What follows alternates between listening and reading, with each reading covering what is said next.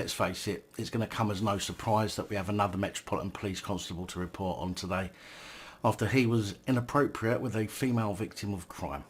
Now, let's not forget that just because the Metropolitan Police are in the spotlight right now and are the largest force, this is still going on in every police force. Probationary PC James Brown, no, not that one, this one. Yes, shock, horror, no image, and with such an unusual name, sarcasm, it's impossible to identify which of the James Browns within the police is the one in question. PC James Brown was tasked with investigating a stolen handbag which was stolen from a car in Haringey in February last year. He is said to have called the woman after he left her and sent a picture of himself. Not an inappropriate image, but it was an inappropriate thing to do. 30 minutes later, he sent a WhatsApp message which said, "It was lovely talking to you. Make sure you report another crime ASAP," with a smiley face. A third message which reports say couldn't be recovered, by which I assume means they couldn't recover it from his phone, but they talk about it as fact, so it must have been still on the woman's phone and used as evidence, said, "Are you alive or are you dead?" PC James Brown was reported to superiors not by the woman but by a colleague who overheard him and saw the image that he sent. And can I just take a moment to say well done to that colleague, if only there were more like you. During a misconduct hearing this week, Brown accepted a flirtatious exchange with the woman but insisted the messages were simply an ill-judged attempt to build rapport with a victim of crime.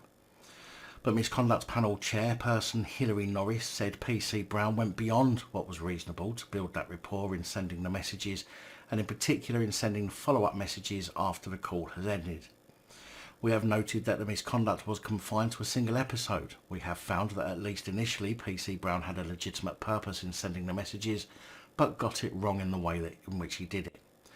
Adding that Brown had shown genuine remorse and had been hailed as exceptional by superior officers for his skills dealing with members of the public, particularly young people.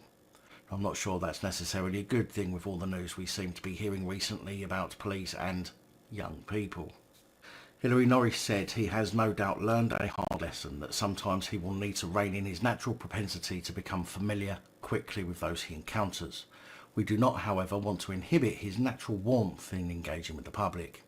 If he can achieve that balance, he can get his desired career back on track. To that end, we consider that a written warning is appropriate. The written warning will remain on PC James Brown's records for a period of 18 months. I'm not so sure myself I would call it rapport building, nor would I say he got it wrong in the way he handled the situation. I think it was quite clear what he was trying to do, but as I'm not chairing a misconduct meeting, he managed to keep his job. So, Londoners, beware. If you come across a PC James Brown, don't give him your phone number. It is a proven pattern with police that they will go on to do these things again if they've done it once.